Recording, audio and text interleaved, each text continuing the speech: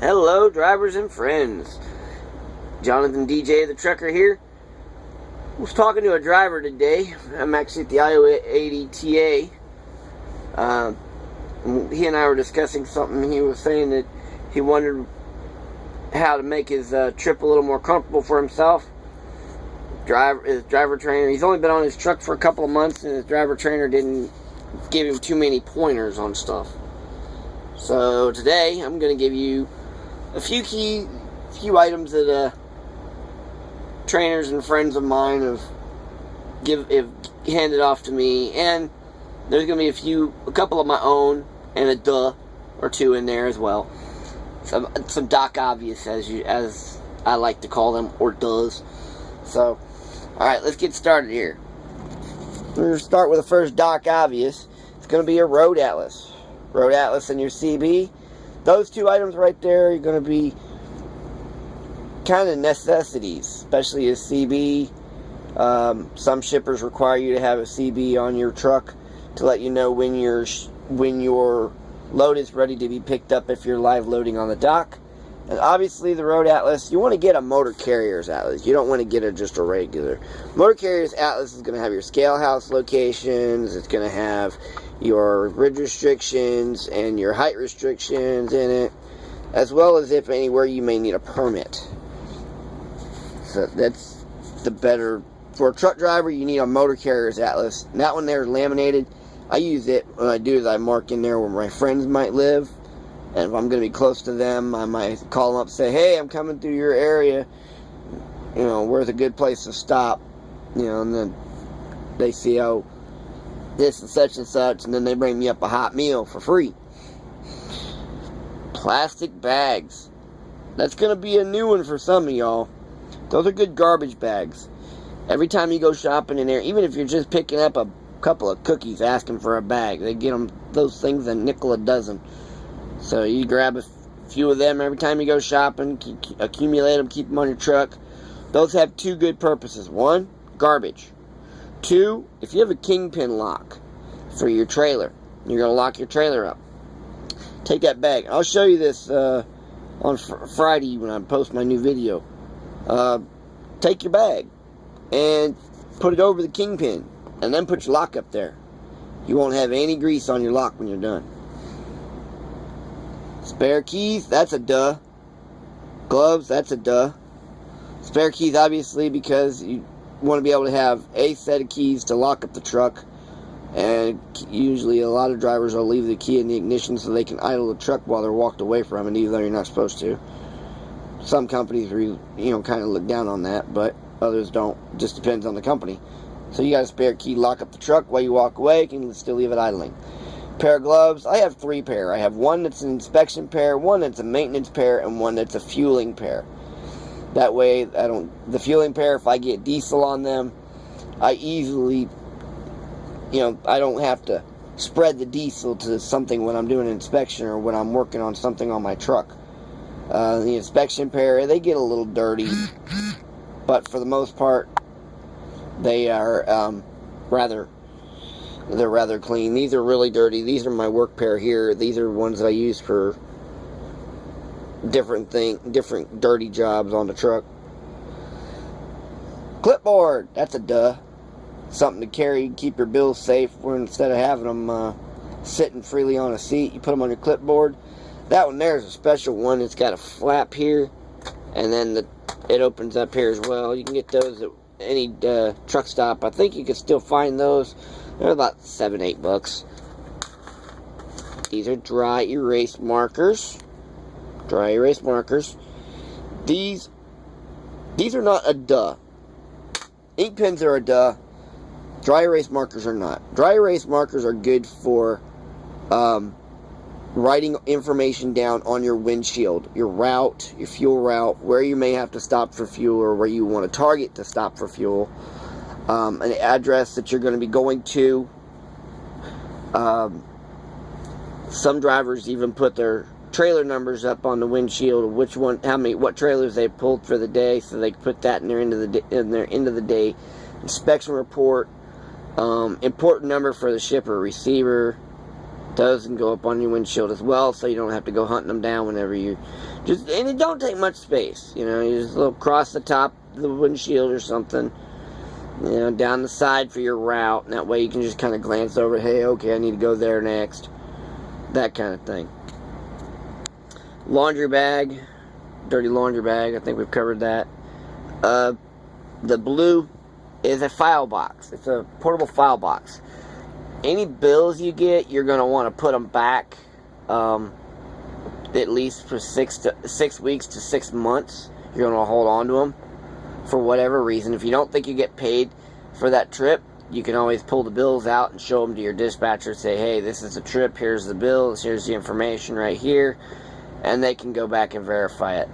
That also is a good way to protect your long form, which you have to carry on your truck at all times. It doesn't have to be in reach, but it has to be on your truck.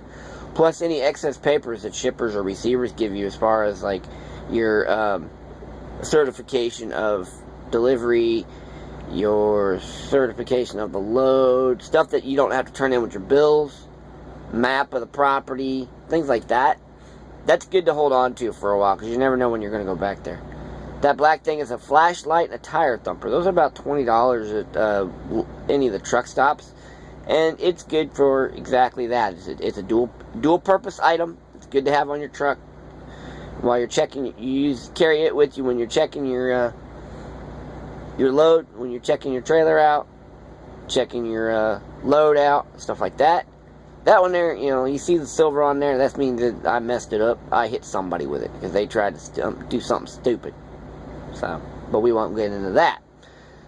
Hard hat, safety equipment. You got a hard hat, safety glasses, sunglasses, and a safety vest. Most of your shippers and receivers will not allow you on their property anymore without a safety vest at least. Me, if I get into a dusty situation where the wind's blowing, I'm going to put on my safety glasses, which are these here, the clear ones. These are required in some warehouses as well. So it's good to have a pair of these on you at all times. Also, these are amber. These are not your standard sunglasses. These are amber sunglasses. But I also, if I'm driving into the east or driving into the sun, or driving into the east or into the west, I usually get a darker pair of sunglasses that can go over my glasses. But that's because I wear glasses. But dark sunglasses, and in overcast situations, usually a set of yellows, which, you know, they're good for kind of brightening up the area around you, but still dimming down the snow if there's snow around or anything like that. Tupperware containers, multiple ones is good to have on a truck. Tupperware containers are good for 2 or 3 different things. Maintaining dry goods like your laundry detergent, which that's what's in that one. Maintaining dry goods food, as far as like oatmeal, sugar, stuff like that. Coffee, if you drink coffee, if you have a coffee maker, if you want to put a coffee maker on board. But that's the reason I say that. They're also good to keep empty to use as a bowl. Yes, I said a bowl.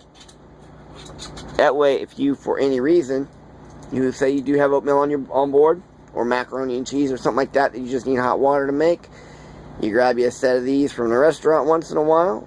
One's usually a couple spoons, couple forks, and there you go. You're eating off the truck, and you're eating cheaper. Bluetooth is now illegal in most states for you to drive a big rig without a Bluetooth. If you have the phone in your hand and DOT officer sees you driving, they can pull you over without provocation of any other kind, and they may try to pull an inspection on you. So do not ever have that telephone in your hand. If you're allowed to be on it per your company's policy, they say it's okay to be on it, then you need to be on a Bluetooth. You do not need to have the phone to your head. Also, better thing to have, these 2 little things here, they're a couple dollars a piece. They're like $2, $3. They're not expensive. This in here is an AC DC type, but it has 2 USB ports on it. I use it whenever I'm inside the buildings, charging my phone and my Bluetooth at the same time. And again, this is a DC type that connects into your cigarette plug. Again, 2 two USB adapters to charge my phone and my headset at the same time. Shower shoes. Those are good for two things, actually. If for any reason you need to get out of your truck in the middle of the night and you need to respond to something rather quick, or if you just need to get out to take a leak, slide your shower shoes on instead of trying to find your regular shoes in the dark. Or, well, not really the dark, but instead of trying to find your regular shoes. But also, weatherproof boots. Now, those are steel-toed boots. Those are my steel-toes, but they're also weatherproof. Those are good for when it's raining. I put those on along with my rain gear. Yes, you do need to have rain gear on board your truck at all times. You're going to have to get out in that rain no matter what and do your job. Maybe all of 15 minutes out in that rain, maybe 5 minutes, just depends. But you still got to get out in that rain. Still got to get out in that weather to continue working. So it's good to have rain pants and a rain coat. Now I'm going to give you a couple optional items. Those 3 items right there: laptop, backpack, and a converter, AC/DC converter. Now that one there is a 300 watt. That's perfect for charging my laptop. My laptop has dual purposes. Obviously, I can get online with it, but I also watch DVDs on it, and I play offline games on it as well. So it has multiple purposes. The backpack, it's got my shower supplies in it. I'm not going to go digging them out, but it also has some toilet paper in it. Not going to go digging it out either. I take that backpack and go inside when I throw my clothes in there, put that backpack on my back, then climb down out of my truck. It's got 2 nettings on the side, so that's where I throw my phone and my USB cord for my chargers for my stuff, for my phone, and my Bluetooth, and take them inside and charge them. Those 3 things, like I said, they're optionals. Now, some drivers, they prefer a television set over a laptop, but also remember that on a laptop you can keep a record of your logs, keep a record of your bills.